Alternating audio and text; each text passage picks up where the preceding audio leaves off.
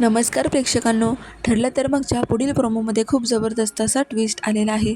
कोर्टात हिअरिंग असतं. साक्षीला विटनेस बॉक्समध्ये उभं करून अर्जुन आता सांगायला लागतो कोर्टाला की साक्षी शिकरे ह्या खुनाच्या रात्री वात्सल्य आश्रमात रिसॉर्टमधून नक्कीच गेल्या नव्हत्या.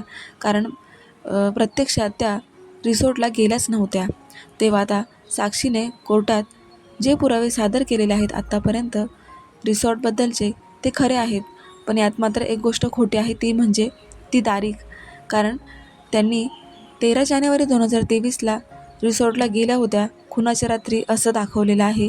पण प्रत्यक्षात 11 जानेवारी 2023ला खून झाला होता आणि तेव्हा साक्षी ही वात्सल्य आश्रमातच होती. त्यामुळे आता कोर्टाला साक्षी विरोधात आणि महिपत विरोधात सगळं काही समजलेलं आहे की कोर्टाची दिशाभूल करून कोर्टाची फसवणूक केलेली आहे साक्षी शिकरे यांनी. त्यामुळेच आता अर्जुन पूर्णपणे जिंकलेला आहे. त्यामुळे महिपतला खूप मोठा धक्का बसलेला आहे. तर दामिनी देशमुख आता खूपच आता रागाने पाहू लागले आहे अर्जुनकडे. कारण कोर्टासमोर तिचं आता सगळं काही उघडकीस आलेलं असतं आणि एक प्रकारे पहिल्यांदा ती केससुद्धा हरली आहे.